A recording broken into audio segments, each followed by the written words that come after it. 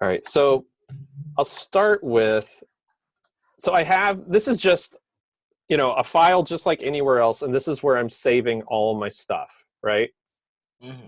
So it's I organized it so that my pages are the HTML files. So when I save an HTML file, that's where it is. And then I have like a place for my video, a place for images, and this is just organization. But this is what gets replicated and moved to the Lehigh server. Okay, so that's why I'm showing this to you. So this is just a folder on my computer, and these are the subfolders that are inside of it. So I'm going to say that. Oh, you know what? You don't need that. Let me back up a little bit here. So I have CyberDuck open, okay, and I want to show you. Okay, so when you first open it, you'll have here, so you can see both. You won't have anything. Okay, pretend this Lehigh HTML is not here, right? It'll just be totally blank.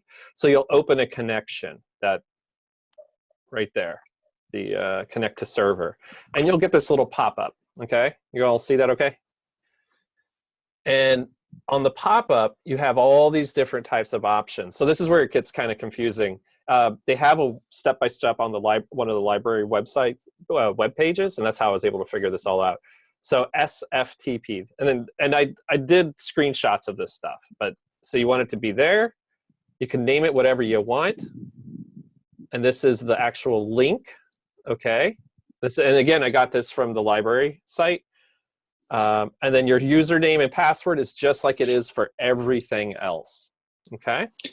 And what you're saving at this point is just the memory of this identity. It's sort of like saving a password for logging into a website, except it's saving not just a password, but also a username, but also the URL that you're logging into. So at this step, it's all just sort of like configuring to get your machine to talk to that remote slice of the Lehigh server structure. Right. Like how can your laptop talk to that little piece of the Lehigh architecture properly? Right. So it's almost like after you do this, you've created your own little slice of your own personal Google Drive. That's what you've done. You're able to put it out there. Okay. Does it matter what port you are in? I think it has a default. It should default to 22, which should be fine. Want me to leave this up for a second? Port numbers matter, but I've never understood it. So I think that means you don't actually have to understand port numbers. Okay. Unless and until something goes wrong. Right. So, but when I did that, so I did like everything you just did just now, and it just said that the connection timed out like, every time I tried to do it. Are you on, and this is some very important step I forgot to mention, are you on the virtual private network? Yeah. So you're connected to so you're, this thing here is going. Yeah, I got that. I got that one. Okay, and this says SFTP up here. Yeah. Actually, let me try to do it again now. When I press connect, it says unknown fingerprint. Should I just click allow? Allow. All right, I'm gonna try it again. Oh, okay, that worked. I think I just did FTP before, not SFTP. Yeah, that'll make a difference, and has to do with how Lehigh has set it up. I assume it's a security thing. I don't know enough about it. Yeah, SFTP is Secure File Transfer Protocol. That's all. Oh. Just like HTTPS as opposed to HTTP. And then I just put my folder in that. Or wait. So when you double click on it, do you see this like private and public? Yeah. It worked now. Oh, good. So if you double click on it, that's going to take you into your Lehigh drive, right? And then you want to double click into public and double click into the data.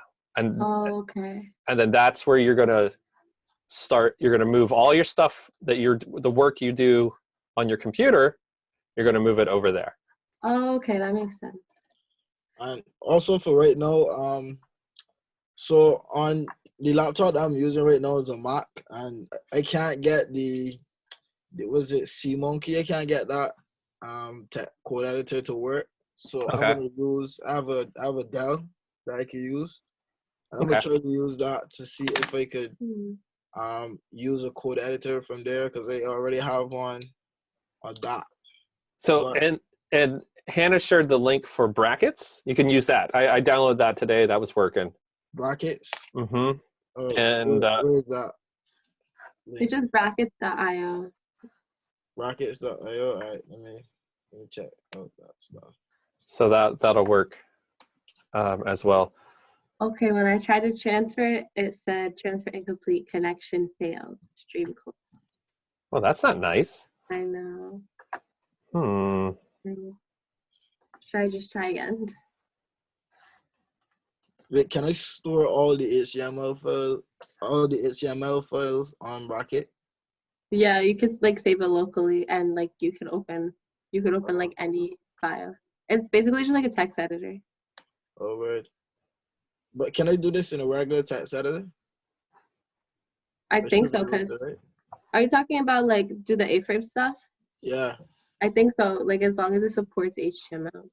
Yeah, We're gonna write only in any ML HTML. is just markup language. It's just text. Doesn't matter the editor, as long as the editor doesn't like stick all kinds of hidden characters in there and mess you up. So a plain text editor will do it, and brackets will do it nicer.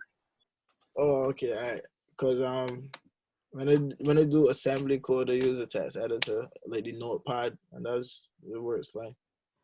So I assume this will be the same thing. Yeah, it's just a text editor. I'm downloading it now.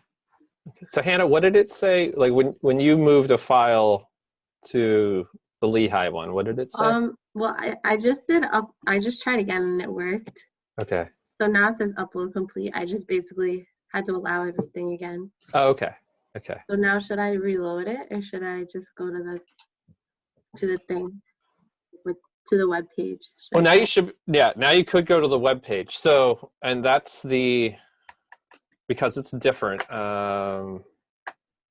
Let's see, which one do we want here? Okay, so that's the lehigh.edu and then the /Enya or tilde, MDL316 in my case, or whatever yours is, the HMF, and then / whatever the page is that you're trying to look at. Like whatever.html. Mm-hmm. Okay. So whatever you saved your HTML file as. So that URL is pointing to that file in that space. Okay.